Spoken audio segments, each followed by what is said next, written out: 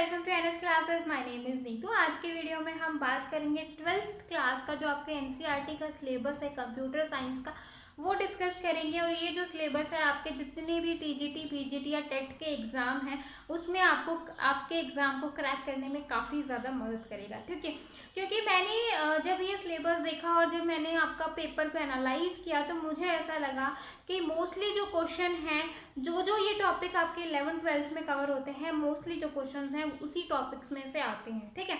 और वही उन्हीं सब्जेक्ट्स में से ज़्यादा आते हैं जो आपके 11th-12th तक आ चुके हैं।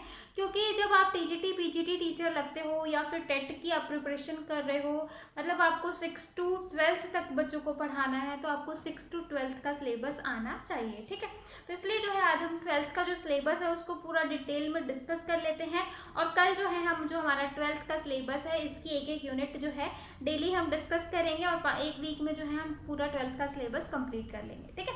आइए जो है अपनी आज की वीडियो स्टार्ट करते हैं। तो जैसे कि आप देख रहे हो यहाँ पर हम डिस्कस करने वाले हैं 12th क्लास का सिलेबस।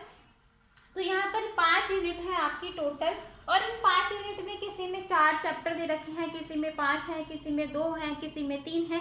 इस तरीके से जो है आपके जो है बुक में सिलेबस दिया है, ठीक है। तो यहाँ पर सबसे पहले देखो रिव्यू पाइथन एंड कंसेप्ट उप्स। तब आप सोच रहे होंगे कि मैडम पाइथन तो आती नहीं है, तो अब ये पाइथन कैसे। देखो पहले जो है कई एग्जाम में आती थी लेकिन बाद में इसको हटा दिया था।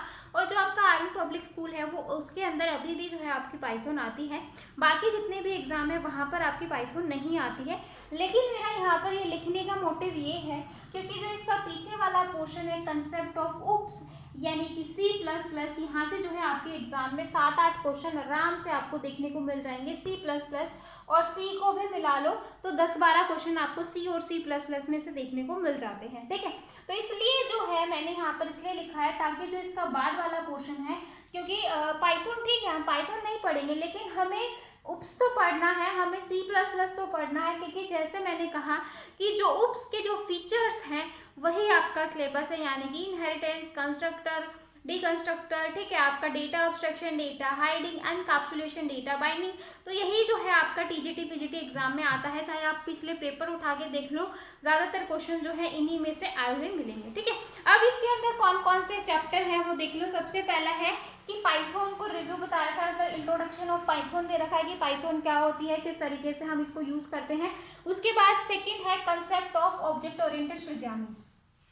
फर्स्ट चैप्टर में आपको इंट्रोडक्शन दे दिया किसका, पाइथन का, ठीक है। पहले चैप्टर में किसका इंट्रोडक्शन दिया, पाइथन का। और सेकंड चैप्टर में ही बताया कि जो आपके कंसेप्ट है यानी कि उप्स में क्या क्या आएगा, ठीक है, यानी कि ऑब्जेक्ट ओरिएंटेड प्रोग्रामिंग में क्या क्या आएगा। थर्ड चैप्टर में है क्लासेस इन पाइथन। क्लास क्या होगा, फंक्शन क्या होगा, ये सारी चीजें आपको आनी चाहिए। तो क्लास और फंक्शन हम पढ़ेंगे लेकिन C++ के देखेंगे, ठीक है। उसके बाद देखो फोर्थ चैप्टर में गिवन है इनहेरिटेंस। तो इनहेरिटेंस बहुत ही इंपॉर्टेंट है, टाइप्स में से कई बार क्वेश्चन आता है। तो आपको इनहेरिटेंस थोड़ा सा हम डिटेल में देखेंगे जिससे जो है आपको अच्छे से क्लियर हो जाए कि इनहेरिटेंस क्या होता है, ठीक है। तो इनहेरिटेंस में से आपके एग्जाम में क्वेश्चन आएगा। तो आप सबको पता चल गया कि पहली यूनिट में 4 चैप्टर डिवाइडेड है। 4 चैप्टर में सबसे पहला आ गया आपका पाइथन क्या होता है, सेकंड में आपको जितने भी कंसेप्ट है उप्स के सारे वो एक्सप्लेन कर दिए। थर्ड में जो है आपका पाइथन में क्लासेस किस तरीके से यूज करेंगे, ठीक है। और जो फोर्थ है उसमें इनहेरिटेंस को डिटेल में डिस्कशन करवा दिया। तो आप सबको पता है अगर आपने पेपर देखा है तो इनहेरिटेंस में से आपको क्वेश्चन आएंगे ही आएंगे। और जो आपका उप्स का कंसेप्ट है वहां से भी आपको क्वेश्चन आते हैं, क्लास और फंक्शन में से भी क्वेश्चन आते हैं। तो आप समझ गए होंगे कि जो यहाँ से हमें क्या करना है, ठीक है। आपको थोड़ा थोड़ा समझ आ रहा होगा कि हमें पाइथन नहीं करनी लेकिन जो बाकी जो है जहां से क्वेश्चन आते हैं हम वो वाला एरिया जो है कवर अप करेंगे, ठीक है। अब सेकंड आ जाओ एडवांस प्रोग्रामिंग विद पाइथन। अब एडवांस प्रोग्रामिंग क्या होगी, इस एडवांस प्रोग्रामिंग में हम पढ़ेंगे डेटा स्ट्रक्चर। डेटा स्ट्रक्चर क्या होगा, एरे क्या होता है, स्टैक क्यूब क्या होता है, क्यू क्या होता है, लिंक लिस्ट क्या होता है। तो एडवांस प्रोग्रामिंग में हम यही सारी चीजें पढ़ने वाले हैं। तो यानी कि डेटा स्ट्रक्चर का जो मेन पार्ट है वो हम इस सेकंड यूनिट में देखेंगे। और इस सेकंड यूनिट में सबसे पहले आता है लीनियर लिस्ट मैनिपुलेशन। क्या आएगा, अगर मैं पहले चैप्टर की बात करूं तो लीनियर लिस्ट मैनिपुलेशन। अगर आप लोग जो है इसको नोट डाउन करना चाहते हो तो साथ के साथ सिलेबस को नोट डाउन कर लो, ताकि जब हम एक वीक के अंदर जब ये पूरी बुक को खत्म करें तो आपको अच्छे से आइडिया हो सके कि हमने क्या क्या चीजें पढ़ी हैं और क्या क्या इंपॉर्टेंट है, क्योंकि यही चीज इंपॉर्टेंट है भाई। बाद में जब हम इन चीजों को डिटेल में देखेंगे तो इसी चीज को एक्सपैंड करेंगे, क्योंकि इन्हीं टॉपिक में से जो है आपको एग्जाम में क्वेश्चन देखने को मिलेगा। ठीक है, सबसे पहले आ गया आपका लीनियर लिस्ट, और उसके बाद जो है आप देखोगे stack and Q. Stack and Q में से भी आपको जो है क्वेश्चन देखने को मिलेंगे, स्टैक एंड क्यू। ठीक है, उसके बाद जो आप क्या देखोगे, डेटा फाइल हैंडलिंग, किस तरीके से आप फाइल को हैंडल करते हो, तो यहाँ से भी क्वेश्चन आता है, तो यहाँ आ जाएगा डेटा फाइल हैंडलिंग। ठीक है, तो आप नोट डाउन कर सकते हो, साथ के साथ मैं आपको बता रही हूँ। उसके बाद फोर्थ है exception handling and generate functions.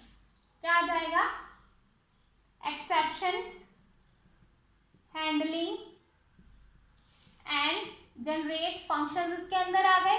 ठीक है, तो आप इससे समझ रहे होंगे कि क्या क्या है। डेटा फाइल हैंडलिंग से भी क्वेश्चन आता है आपका, स्टैक और क्यू से भी आता है, लीनियर लिस्ट से भी आता है। तो आप समझ गए हो कि सेकंड में हम क्या पढ़ने वाले हैं, और जो हम पढ़ेंगे वो आप ये चीज समझना कि ये मेरे एग्जाम में आएगा ही आएगा, क्योंकि ये चीजें आपके एग्जाम में आपको बिल्कुल देखने को मिलेंगी। ठीक है, अब थर्ड आ जाओ आपका डेटाबेस मैनेजमेंट सिस्टम और एसक्यूएल। थर्ड यूनिट में हम क्या पढ़ने वाले हैं, डेटाबेस मैनेजमेंट सिस्टम देखेंगे और एसक्यूएल देखेंगे। इसमें आपका 2 चैप्टर्स में डिवाइडेड है। पहले में है आपको पूरा डेटा बेस मैनेजमेंट सिस्टम क्या होता है, किस तरीके से हम टेबल लेते हैं, एट्रीब्यूट क्या होगा, कॉलम क्या होगा, रो क्या होगा। ठीक है, ये सारी चीजें हम देखेंगे, किस तरीके से इंसर्ट डिलीट क्या करते हैं, क्यों यूज कर रहे हैं। ठीक है, तो ये सारा जो है हम करने वाले हैं डेटाबेस मैनेजमेंट सिस्टम के अंदर। एंड देन हम देखेंगे स्ट्रक्चर क्वेरी लैंग्वेज। तो स्ट्रक्चर क्वेरी लैंग्वेज में आपकी डीडीएल, डीएमएल, डीसीएल, इसलिए ये सारी चीजें आ जाएंगी। फिर इनमें भी जो है इनकी कमांड आ जाएंगी, तो ये चीजें हम देखने वाले हैं। और यहाँ से भी जो है आपका डायरेक्ट एग्जाम में क्वेश्चन आता है, अगर आप लोगों ने प्रीवियस ईयर पेपर देखा है तो आप यहाँ से समझ रहे होंगे कि 12th का सिलेबस करना कितना नेसेसरी है, क्योंकि 12th के सिलेबस में से ही आपको ये लगा लो 25, 30 या 40 क्वेश्चन आपके जो है कवर अप हो जाएंगे, अगर आप बहुत अच्छे से करोगे तो। ठीक है, अब इसके बाद देखो इंट्रोडक्शन ऑफ बुलियन अलजेब्रा। अब बुलियन अलजेब्रा क्या आ रहा है, ये होता है आपका डिजिटल, जो हम डिजिटल इलेक्ट्रॉनिक्स पढ़ते हैं, तो डिजिटल इलेक्ट्रॉनिक्स में आपका बुलियन अलजेब्रा। इसमें हम देखेंगे कि किस तरीके से हम रिड्यूस करवाते हैं। ठीक है, यहाँ पे जो हम एक्सप्रेशन लेते हैं, किस तरीके से हम एक्सप्रेशन को रिड्यूस करवाएंगे, फंक्शंस क्या होंगे, रिड्यूस फॉर्म क्या होगी, एप्लीकेशंस क्या होंगी बुलियन अलजेब्रा की। ठीक है, तो ये सारी चीजें हम पढ़ने वाले हैं किसके अंदर, बुलियन अलजेब्रा के अंदर, यानी कि डिजिटल के अंदर। तो डिजिटल हमने वैसे भी स्टार्ट किया हुआ है, बुलियन अलजेब्रा करने के बाद डिजिटल का जो फ्लिप फ्लॉप, काउंटर, ये सारी चीजें होते हैं उनको भी हम कवर अप कर लेंगे। ये इसलिए ज्यादा इंपॉर्टेंट है क्योंकि यहाँ से आपको 1-2 क्वेश्चन या 2-3 क्वेश्चन आपको यहाँ से मिलेगा ही मिलेगा। ठीक है, अब लास्ट आ जाओ आपका कंप्यूटर नेटवर्क, यानी कि जो हम कंप्यूटर नेटवर्क में से 15 या 16 क्वेश्चन आते हैं।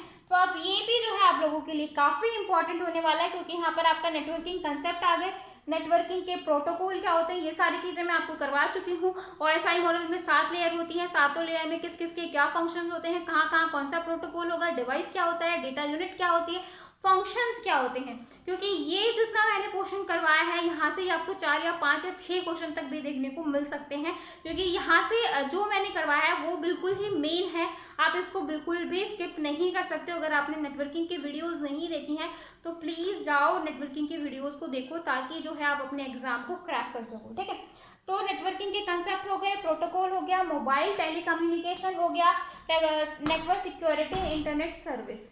तो ये सारा, ये पूरा जो है आपका 5 यूनिट में पूरा सिलेबस डिवाइडेड है, जिसमें आपका अगर मैं सीधी मैं बात करूं तो आपका C++ आ गया है, डेटा स्ट्रक्चर आ गया है, कंप्यूटर नेटवर्क आ गया है, डिजिटल आ गया है, और आपका क्या रह गया,